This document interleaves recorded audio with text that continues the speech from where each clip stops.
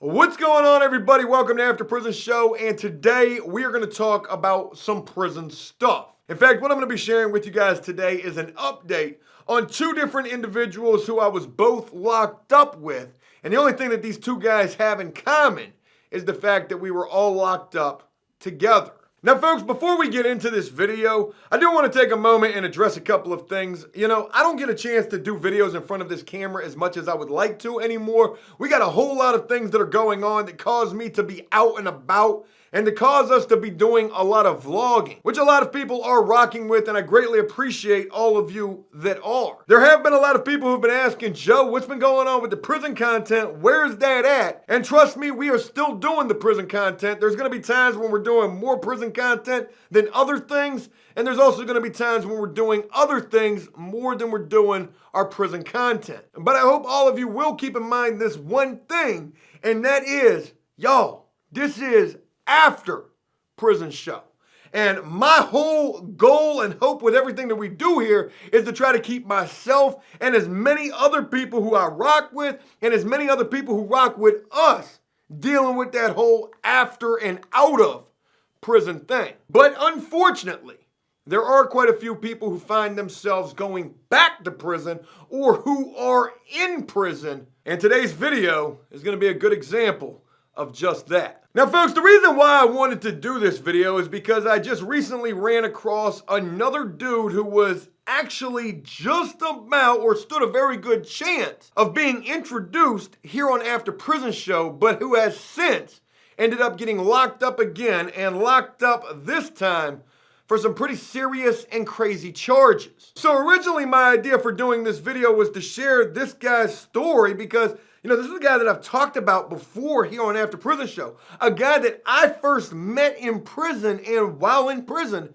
this dude was something like an inmate cop. And crazy enough, being that in prison, this was a guy that wasn't really having no problems because of that, and also a guy that a lot of other prisoners were cool with. So again, originally I wanted to do this video just about this guy in particular, but it would end up being another guy that I would end up looking up just this morning that I would also want to incorporate in this video as well. And it's this particular individual who is the title of this video, a guy that I was in prison with who is basically acting like he never was in prison, or who has put prison so far in his past that you would have never even known he was there. And I think the reason why I want to share both of these guys' stories together in this video is because of the fact that they are so completely opposite.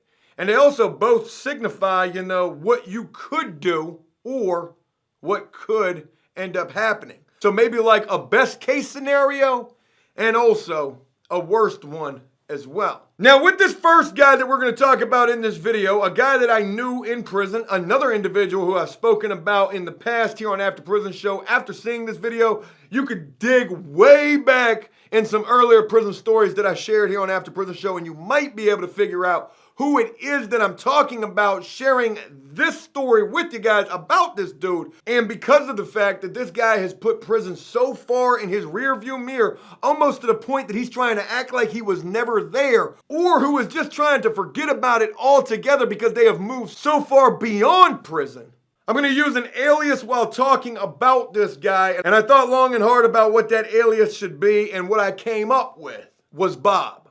And I think Bob's a really good name for this guy. Folks, Bob was a guy that I would not just know in prison. In fact, I grew up with Bob. And it's always crazy to get locked up and to run into people that you know from the free world. It's almost like a high school reunion, except for the bad kids. And Bob was not the only person that I was running into knowing from outside of prison or also knowing from other prisons. When you get to prison or jail, and you know quite a few people up inside of that place. Hey, yo, it's like the entire class of 1997's up in here. What y'all doing up in here? Jerome, I ain't never figured I was going to be...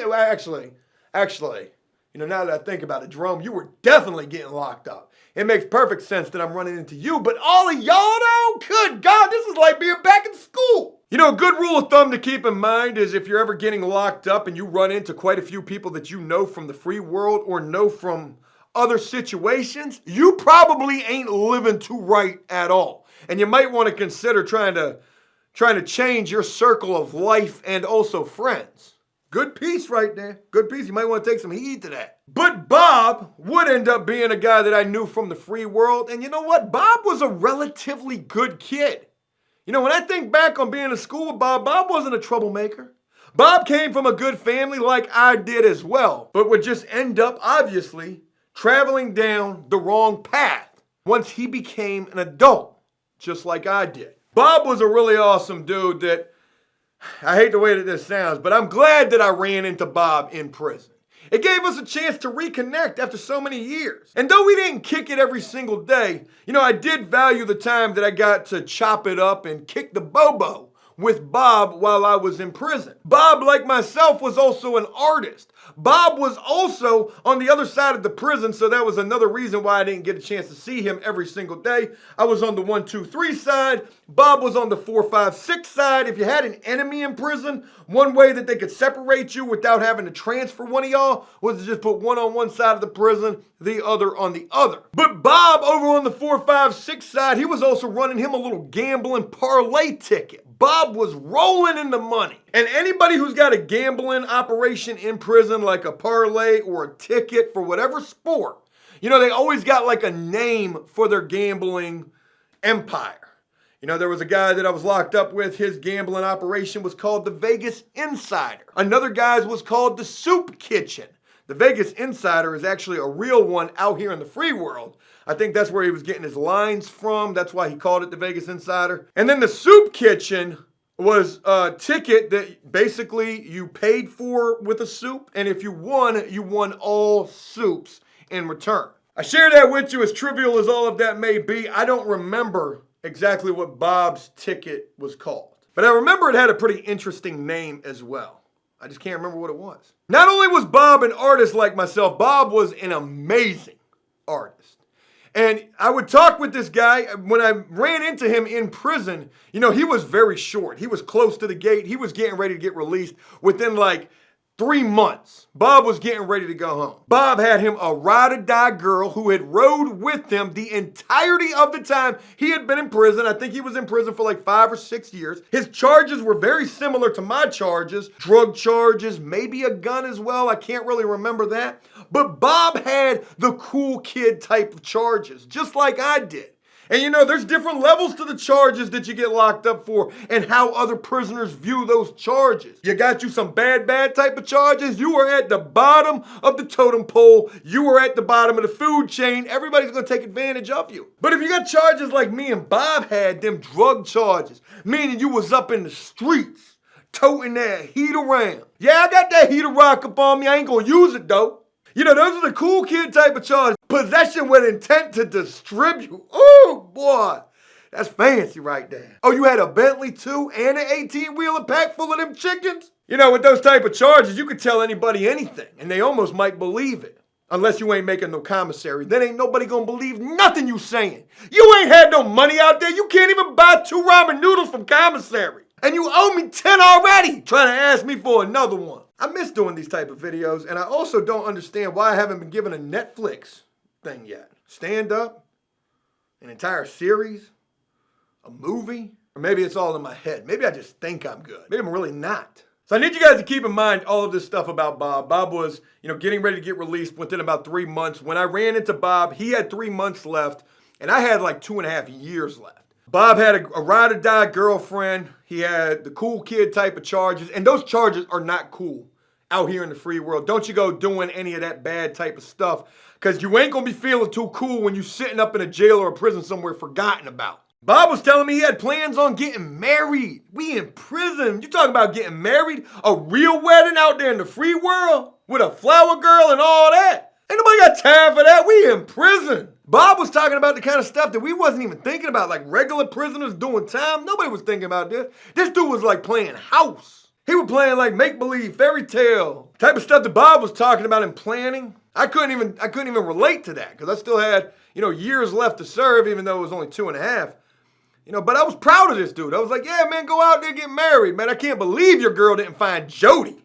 I mean, that never happens. Dude, you got it made. And you're a phenomenal artist who was talking about not only coming home and getting married, marrying his soulmate. You know, he's talking about coming home and furthering his art career. And I knew this dude had the capability to do it, because in terms of some of the best artists that I ever met while in prison, Bob was definitely in the top 3.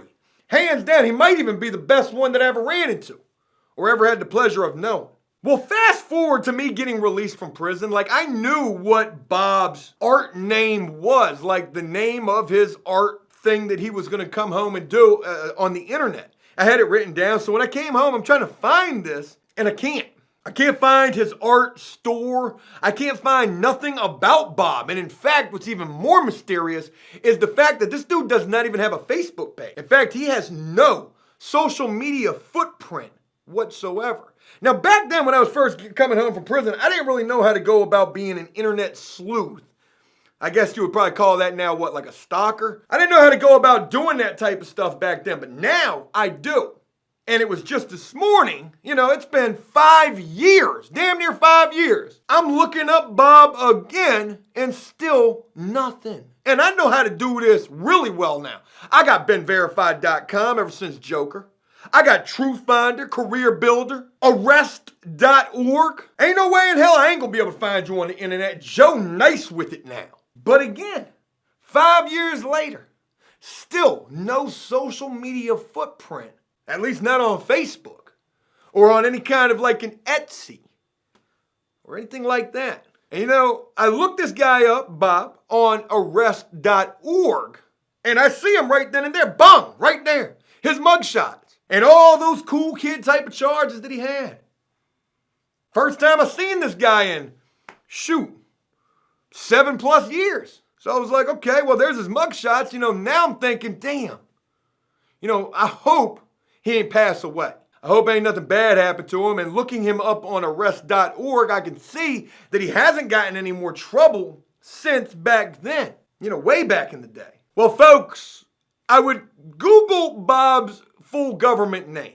And when I did so, there would be a social media footprint that would pop up. I'm going to get real Dateline-esque right now. There would be a social media footprint that would pop up.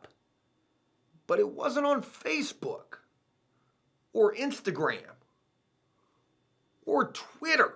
Bob's information would pop up on a social media platform that I've never used before. And I'm not talking about Chesapeake. It was on LinkedIn. Now, I'm quite convinced somebody has set up a fake LinkedIn profile for me, because I've been getting all sorts of LinkedIn connection alerts. I don't know anything about LinkedIn. LinkedIn is for professionals, like career business people. So when I see this dude's information pop up with the LinkedIn profile, I click on this immediately. And folks, what I saw was absolutely amazing. This dude, Bob, has a bomb-ass job. Oh, really, and not even a job. He's got a career.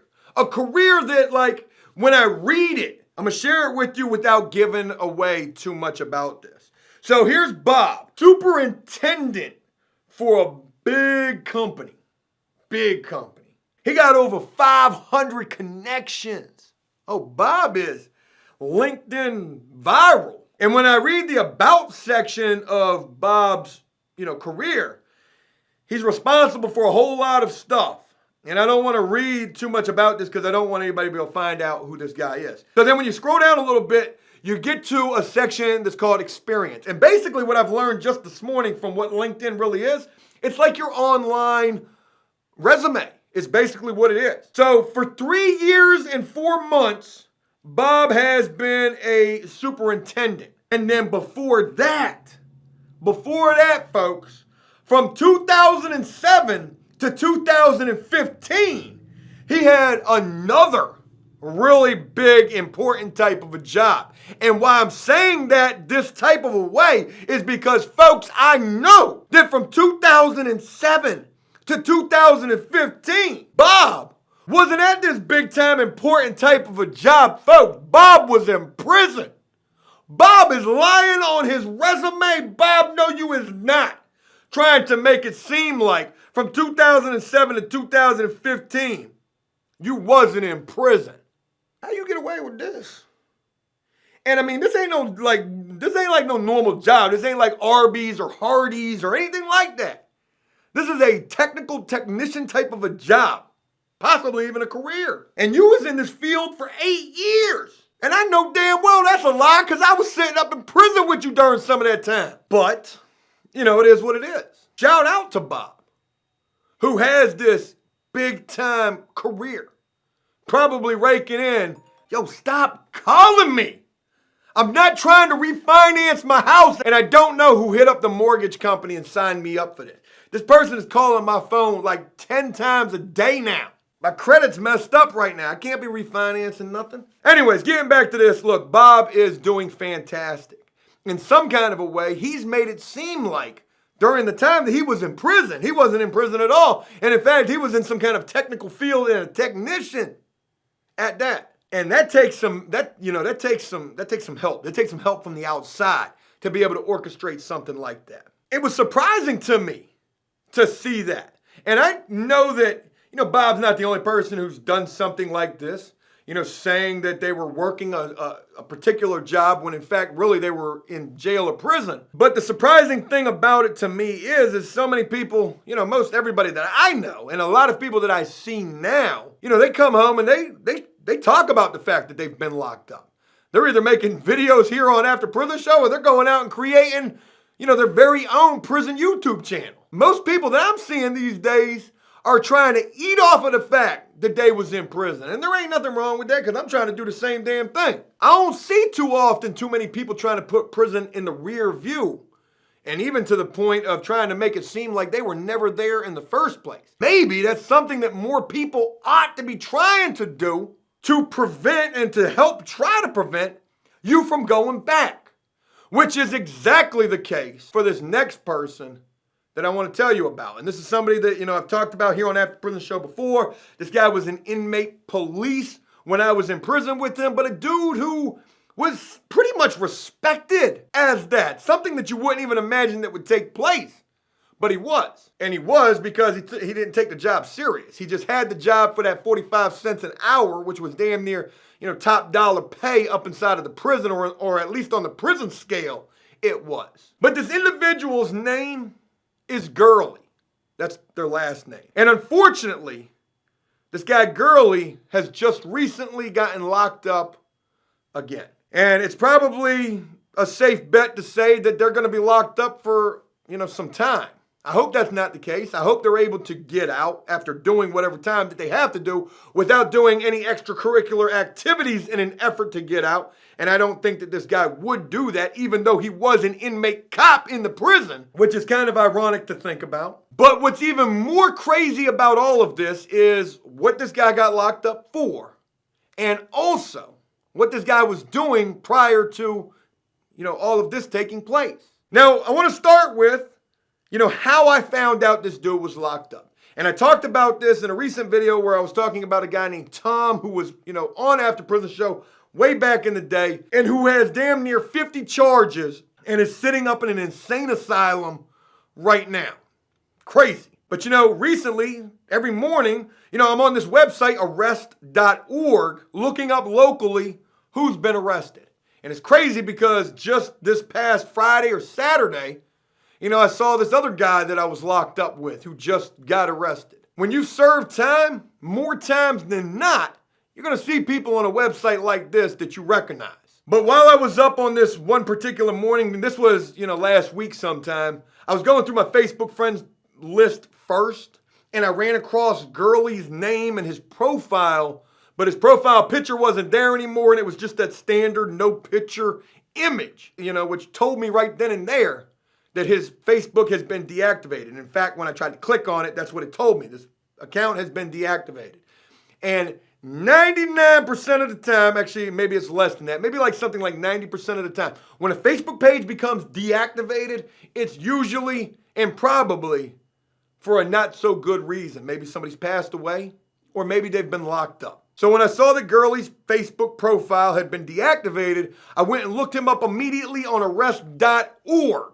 And folks, this is what I saw. So this mugshot says a whole hell of a lot to me right here. I mean, he definitely doesn't look like he's in the best state of mind, or maybe he's just, looking crazy in this mugshot. But, I'm just going to go out there. I'm going to go ahead and say it. He looks like he's high as gas in this mugshot. Maybe I'm wrong. But this is a guy that I've talked about a little bit, in the past on After Prison Show, and a relatively solid dude as well. And somebody who just a few months prior, I was talking to, Angelico and I were talking about, and not in a bad way neither, but actually talking about trying to bring this dude on to not only After Prison Show, but also to our moving company.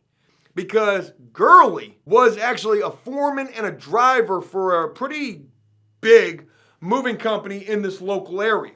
And, Gurley and Angelico would talk a little bit, and Gurley would try to give Angelico advice to pass on to me. And then I would end up on the phone, I think like once, talking with Gurley, and he was also trying to give me some moving advice, how to do certain things, how to charge for everything. You charge per box. You charge per box that you load up and pack. You charge for the packing paper. You charge them for the tape. You charge them for everything. But Gurley was also telling me, he wanted to come and work for us. Joe, I could be a driver for you. I'm a foreman now. And I wanted to bring this dude on. I really did. He had experience. He was a driver. He would probably be somebody I could rely on. And the only reason I did not bring this dude on is because we got a whole bunch of bad Yelp reviews that ultimately crashed our business like the internet. And I couldn't afford to bring him on. And maybe that was the best damn thing that could have ever happened. Because I don't know for sure. And I could be totally wrong about this. Why they got to be a helicopter flying over?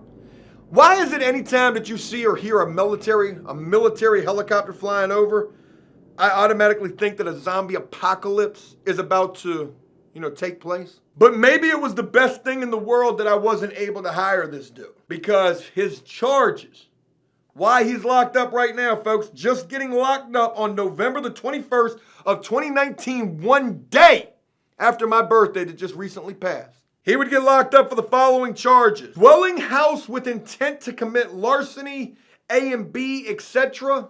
Maybe that's assault and battery. Maybe breaking into a house to commit larceny or assault and battery or, I don't know. That don't sound good. Firearms, regardless of value, not from a person.